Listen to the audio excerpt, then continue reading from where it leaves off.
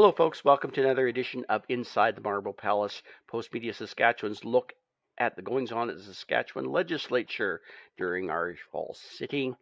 With me, as always, Jeremy Symes, legislative reporter for the Regina Lear Post. And thank you again for joining us.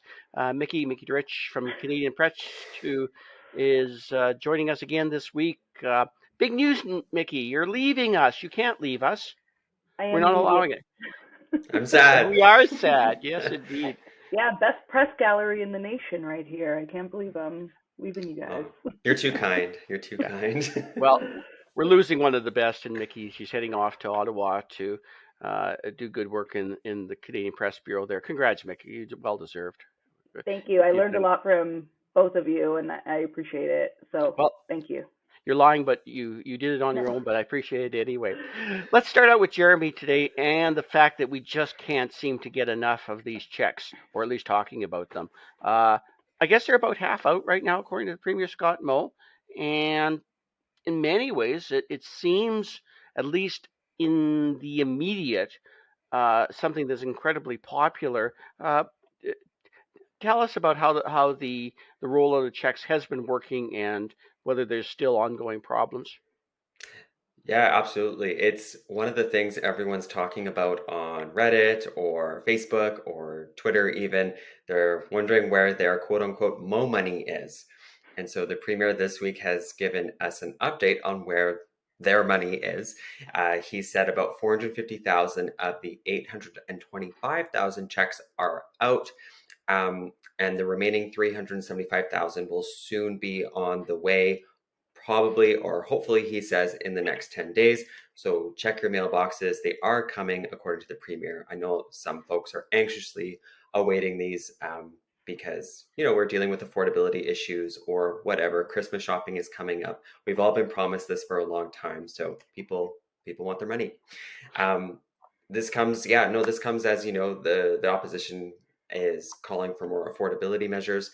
The Mo likes to go back to these checks a lot every time the NDP brings up, well, you need to do more than this. They've said there needs to be checks for kids, there needs to be tax cuts, there needs to be no utility hikes. And interestingly, this comes as the Premier of Alberta announced her plan, which is 2.4 billion, a lot more than Saskatchewan's. And the NDP was like, well, or Carla Beck was like, well, I don't often agree with the premier over there, but it seems like they're taking some of our ideas. That might have been the most massive understatement this session, that Carla Beck doesn't often agree with Danielle Smith. But Danielle Smith is being slightly more generous than Scott Moe, isn't she, Mickey?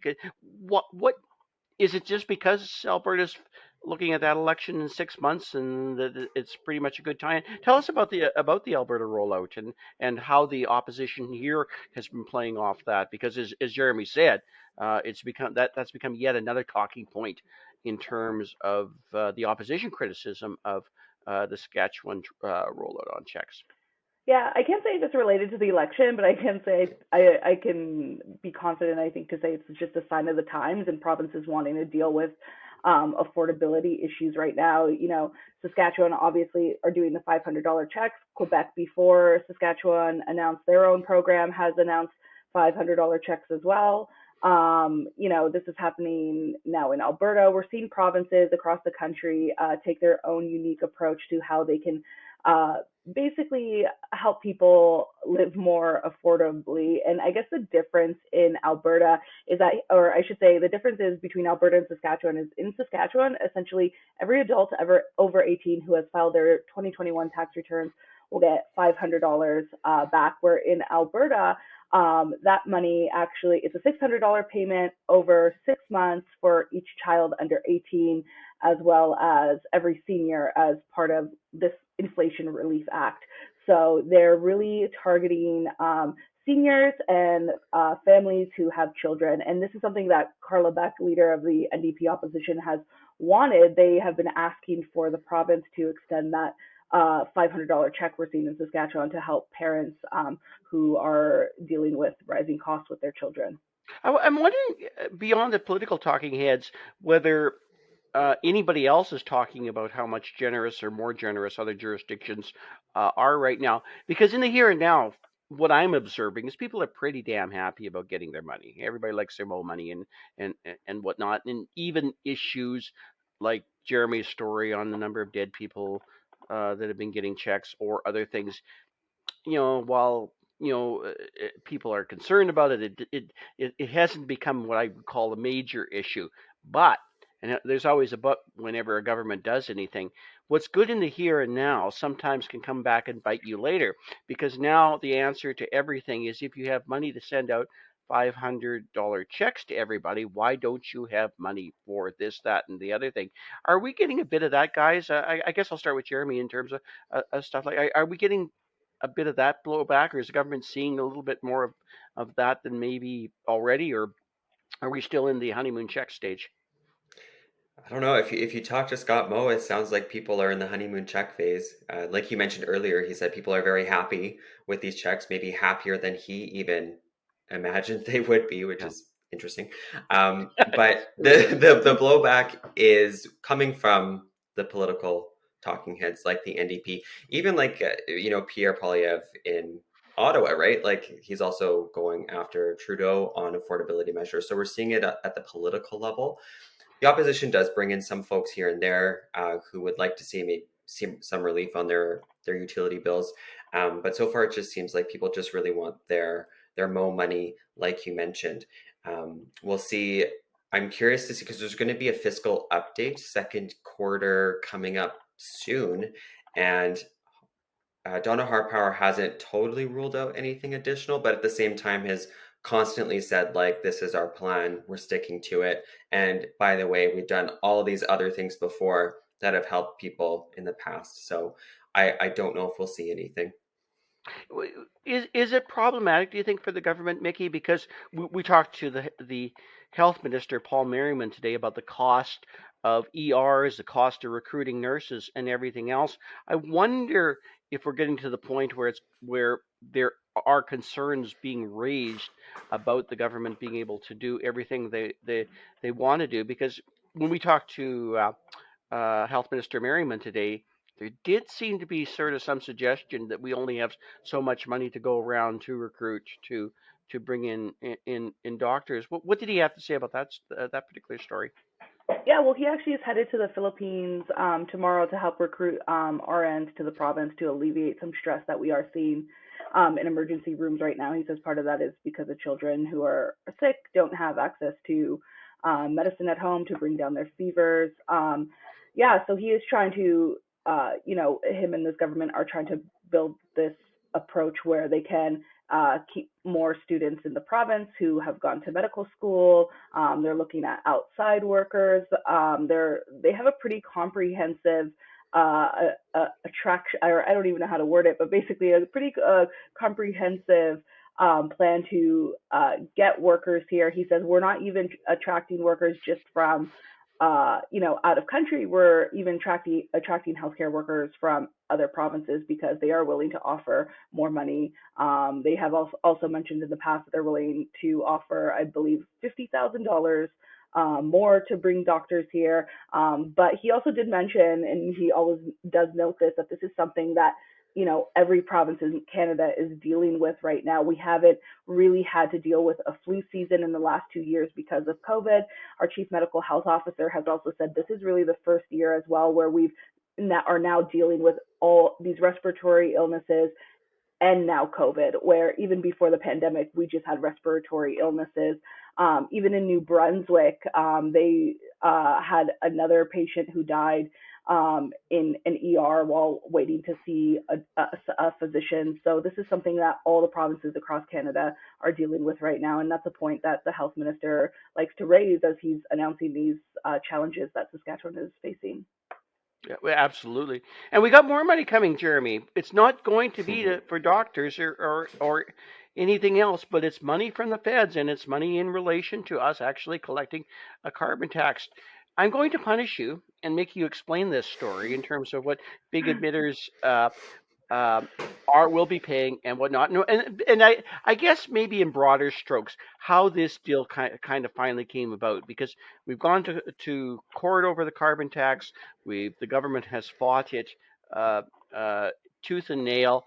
But lo and behold, they seem to have come to some level of agreement on big emitters, basically collecting the carbon tax for big emitters. That Premier Scott Moe says is not only needed but kind of necessary for us to move forward. So how does he go from being the guy that really opposes the carbon tax to even a guy that's grudgingly supportive of collecting it, even if that just means collecting it so they can do other things in terms of the energy fields? Yeah, I mean, I don't know how he goes about it. I don't know what changed there, but what we do know is there was some conversations that were happening. The province, Premier Scott Moe, managed to strike this deal with Ottawa, which basically allowed them, like you said, to take control of the carbon taxes that are collected by big emitters like SAS Power, these big industrial emitters. So before this, SAS Power was collecting carbon taxes from us, and they also had to pay carbon taxes for their own emissions, and that was being sent to Ottawa. And then the federal government kind of did whatever they wanted with that money. So now we have our own program, or the province's SAS Power is going to be part of the province's own program. And so what this means is big emitters like SAS Power can buy credits or they can pay into the province's technology fund. And this is all meant to incentivize companies to reduce their emissions. So if you emit less than the threshold that we have, you wouldn't have to pay and you would actually get a credit. And then with this credit, you can save it or you can sell it to another big emitter and therefore kind of help them offset um, their emissions while you're actually lowering your emissions. What's interesting to me is the carbon tax is still going to remain on our SAS Power bills. And so we were asking the premier about this. And so they're going to get this whole new kind of pot of money. They're going to be controlling that Saskatchewan carbon tax. What they're going to do with it, we're not entirely sure yet, but that'll be really interesting to see. He's talking about they have to meet certain parameters with the federal government on that. Like the mandate of using this money has to be into like technology to reduce emissions and that sort of thing. So it'll be really interesting to see what they do with it. But more to that is the province says Ottawa has about $500 million from SAS Power that SAS Power had paid previous to this transfer of the program. And so Premier Scott Moe obviously wants that money. And he even suggested, maybe we put it into nuclear technology or some other kind of technology, which will be really interesting to watch because, the province seems pretty gung-ho on the SMRs right now, and they are looking into that. And we've done a lot of reporting on that. Other than that, the carbon tax for fuel, so the carbon tax you pay at the gas pump or even on your Sask energy bills, those will still exist and those will still go to the federal government. So we did not gain control of that. And that one was the one that the province went to court over and did eventually lose. We saw Ottawa apply that federal fuel charge to other provinces. So now they're going to have to deal with it like we do. But Ottawa also likes to say that 90% of that is rebated back to us. We're going to get $340 every quarter, and that's supposed to kind of offset the carbon footprint we are all supposed to have. I thought Alina Young had a really good line during her scrum. She said, "This is a Saskatchewan carbon tax, not a Trudeau tax," which is true and politically interesting because we have the premier railing against Trudeau against the carbon tax, but now we have our own, and he's going to have to deal with politically that, but also kind of try and reduce some emissions as well. That is interesting, and I'll get you to jump in here, Mickey, because I thought it was kind of interesting, the tone, the balance that Premier Scott Moe in particular, even more so than Environment Minister Dana Scorpat, who first brought the news to us. But the Premier talking the next day wasn't exactly striking a conciliatory tone, but he definitely seemed to me wanting to move the conversation forward in another way.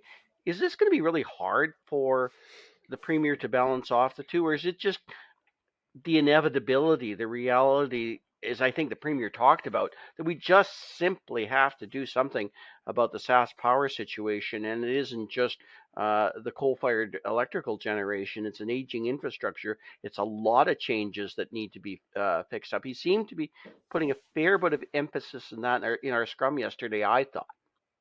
Yeah, well, the premier, he has noted that this is a federal policy. That's why they are collecting this money. And if it was his choice, this policy wouldn't exist at all for the carbon pricing plan. But yeah, now that they will be getting the money directly from this carbon pricing plan, there are some options that they're essentially mulling over of what do we do with this money. And part of it is that we in Saskatchewan have many aging infrastructures when it comes to power plants, and they want to figure out how, and this is something the NDP have also raised, that we need to figure out in this province, how do we update this infrastructure while lowering emissions, but trying to keep costs low on residents as much as possible. And so the premier says his government is looking at ways of how maybe it can spend some of this money that's coming from, this carbon backstop to really utilize that. And they'll make more announcements in the future of how that money's going to benefit people in this province, if it does, or benefit industries. And we do start collecting that in January. So there'll definitely be more to come on this. And meanwhile, there's still tough issues for the government to be dealing with. Jeremy, one of them was the issue of the Turner family. Yet another unfortunate overdose. But what is slightly different about this story, and they're all sad and tragic for the families. You just felt for those family coming before the rotunda legislature to tell their stories, because it's murderous for to have to do that. But what I found interesting about the Turner family is they are asking for a coroner's inquest in a situation that one is not normally held. In fact, I don't think one's ever been held except in situations when people overdose in custody. They are asking for a look at this because of the way he was treated by the health system. Can you tell us a little bit more about that, Jeremy, and why that having an inquest into something like this actually might be a good thing, because it might turn into an examination of how we are dealing with the overdosing issue right now? Yeah, that's a good point. I think an inquest would do that because they are public and there's always recommendations that come out of it. So we would have a better, potentially, idea of what's kind of going on in our mental health system, in the overdose crisis that we're seeing across the province. So Shane Turner, Ashley Turner came and spoke about her brother. Ashley being And her brother, yeah. yes, so yeah, Shane, he Or died of Shane an, being Ashley's brother, yeah. Yep. yes. Sorry, my So fault. no, it's all good. So, yeah, Shane, he died of an overdose, but he had been struggling with addiction for a long time, is how I understand it. So, recently, or I can't remember the exact date, but he was in hospital and he was struggling, and he was asking for a detox bed to go to basically kind of get kind of temporarily clean in a way, if that's the right way to put it, and hopefully go on the path to recovery. Unfortunately, when he was in hospital, they didn't discharge him to that detox bed, but he was discharged, and he also didn't receive an naloxone kit. And these kits are used to help reverse overdoses should someone be in that situation, and anyone can administer them. So Shane, that same day he was discharged, he actually died of an overdose later that day, which is the really sad part of this whole story. And this is something that the opposition brought up, and was just saying, you can, to the Saskatchewan Party government, you can say our economy is doing well and that we're working for everyone, but not everyone is benefiting like Shane. This isn't a Saskatchewan that works for everyone. In response to that, sorry, and so the family came in, they wanted an inquest into this, like the coroner's inquest, like you mentioned. This was brought up in question period today. We saw Nicole Sarr ask for this. Minister Everett Hindley has talked to the Saskatchewan Health Authority about Shane's case to learn a little bit more. The coroner is, how I understand it, looking into it, but it'll be an independent decision made by him, according to Hindley. So the government is not going to make that decision, although the opposition says they can do this. And so, yeah, Hindley says he chatted with the family and raised those concerns. But at one of the quotes from Ashley, she said, quote, "My brother didn't need social assistance. After a near-death experience, he needed continued health care." And that's kind of the big theme still in this province, whether it's mental health or surgical health or any kind of health to get to into a hospital. Everyone just needs that healthcare right now, and it's really struggling.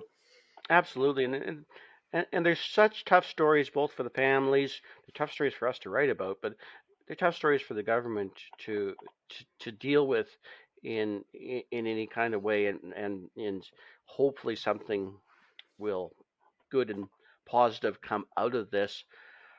Mickey, this may or may not be the last time we get a chance to invite you on this podcast. I hope it isn't, but you've worked in Moose Jaw, you work for CBC here, you work for Global here, and now Canadian Press.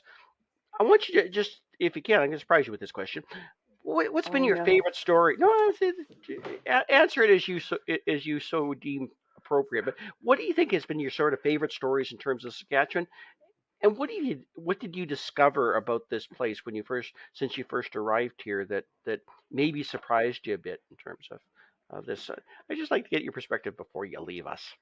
I don't know if I can say like a favorite story. It's like asking me what my like favorite band is or favorite movie. But I think the type of stories is definitely just ones where, you can balance out power structures that, maybe exist in this province. And I feel like I've done that several different ways through stories, even most recently with Briarcrest, giving a voice to all those former students who have alleged harassment because they are part of the LGBTQ community.